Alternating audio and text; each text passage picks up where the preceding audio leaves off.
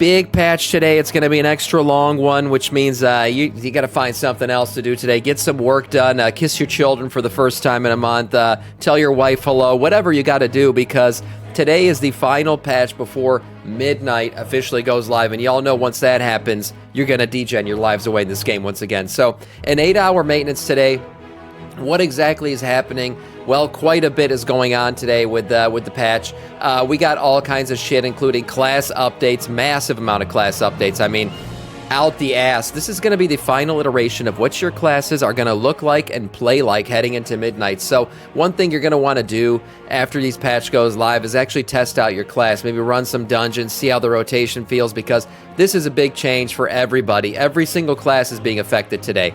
Besides that, we also got some user interface shit. We've talked about a lot of this stuff already. Transmog updates, nameplates updates, damage meter updates, boss warnings, raid frames, cooldown manager, and text-to-speech updates also happening today. PvP also updated for a bunch of classes as well. So tons of changes going into effect. Nothing like a new event or anything like that going on. But in terms of the changes themselves, your classes are going to play how they're going to play heading into midnight now. This is the final round of changes before that actually happens. Hello there. Hello, how's it going out there on Real Blue? Besides that, we have the final list of things that we should be getting done before midnight goes live. So there are still a few things out there that you might want to get done. A few actually that I wasn't aware of until I reread through this list. But here we go. You got your Season 3, you know, your raids, right? So getting the Royal Voidwing by killing Heroic Demancius is something you can still do, as well as the Unbound Star Eater for killing the mythic Mana Forged version of Demancius. Now, the Unbound Star Eater will still be available, the mythic version, but the drop rate will be way, way less. So it's going to be much harder to get once once midnight goes live. So if you got a shot at doing it, you might as well give it a try. Besides that, all of the achievements for a lot of these dungeons will also be gone. Hard mode Tazavesh. Going through on hard mode, I completely forgot about this. Doing Tazavesh on hard mode and the deathless runs of Tazavesh are still something you can do to get yourself the transmog and the achievement for that. So that's something you might want to do. That's the flawless transaction achievement and the Unbound Dungeon Master achievement as well. Besides that, you know, getting your 1500 rating, your 2000 rating for Mythic Keystone Master and Keystone Conqueror and Keystone Explorer, all of those are still available, and you can still do those by just jumping into keys real quick. Might be a good way to kind of motivate yourself to play your class and see how it actually feels. All the other Keystone stuff, War Within Resilient, Keystone 12 achievement, and then getting all your portals as well, still something you can do. For Delves, for all the Gregs of accounting out there, maybe you just want to spend some lonely time with Princess Kaiveza. That's right. Sitting with her, doing some things with her, killing her mostly on a solo run, or just killing her with some friends. But killing her in solo is going to give you that double question mark, also achievements. So going through, getting the title and the mount is still something you could do. For Delve currencies, all of your undercoin, restored coffer keys, unchained mana crystals will become resonant crystals, so maybe buying some of the things that are currently available with those currencies is something you might want to do. So other than that, you got your Winds of Mysterious Fortune going on, 20% experience buff, and then the shitty-ass pre-patch event if you want to go through it. Kill the bosses, get the achievements, get this mount, spend the currency, and maybe level up some alts, I don't know. But that's the way you could do it right now. Besides that stuff, guys, really not much else going on until February 9th. Actually, this event already kicked off. So besides that, we also got the Love is in the Air event. That is now live with the servers resetting, which means you can go through and get yourself some wonderful new mounts. So for 2026, we got a brand new butterfly mount. Yeah, it's rainbowy, it's butterfly-y, you know. If you're into that shit, that's what you're going to get. Also, you can use your love tokens to purchase this new ensemble transmog with the shoulders, the belt, and the helm. That's something else you can get. Some wonderful, Sailor Moon-inspired weapons as well. You can go ahead and get those. This event will run from February 9th to the 23rd. You'll be able to go through, run that, what's his name?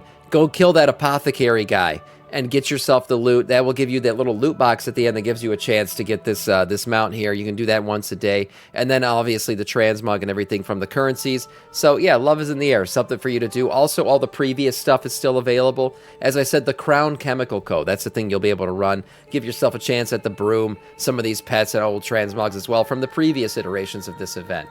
Also, Xal'atath.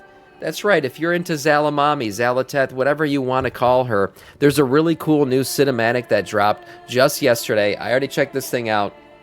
It's glorious. It's about how Salhadar and all that fell to Xal'atath. It's a pretty cool cinematic. Gives you some eerie feelings. Honestly, the way they're portraying Xal'atath, she seems dark, mysterious, pretty badass cinematic in terms of like the violence of the fighting that's occurring in it. If you want to check it out, you can. I'll link this in the chat and down below. We're not going to go ahead and watch this right now during the news segment, but maybe we'll check it out later in the stream today. I already watched it yesterday. I thought it was really, really cool. This will also be linked down below if you're watching this thing on YouTube. I love that we're finally getting some depth to her character. I agree. She's got some really cool stuff. Xal'atath gets into some of the background lore of herself. She says she was once mortal. The thing about Xal'atath is, can you really trust anything she freaking says? I don't know. She might be lying for all we know during this entire cinematic. But yes, it does get into some of her background story and everything else, so some more depth to her. Some pretty cool stuff. She's been a cool boss. We'll see how Midnight goes and the rest of the World Soul Saga when it comes to her. But so far, I think she's been a pretty cool baddie. Other than that, the Ambassador program is launching. You can go ahead and sign up with the Ambassador sign-up form link right here. I'll link this in the chat and down below the YouTube video as well. You guys can check this out. So the Ambassador program, basically any of you guys who are feeling like you want to help people out, right? You don't just want to be a single degen on your own, not necessarily touch grass, but maybe touch another person in a non-creepy way. You'll be able to do this through the Ambassador program. Signing up for this, they want experienced players. You'll also join the the WoW Portal Room, which is a Discord for all of these people to get in here and help other people. Essentially, what you'll be doing is teaching new players how to play the game, guiding people through the game, stuff like that. So if you want to be part of it, the signups have begun for the WoW Ambassador program. And finally, some news maybe outside of World of Warcraft. This one's interesting here for you Starcraft lovers out there.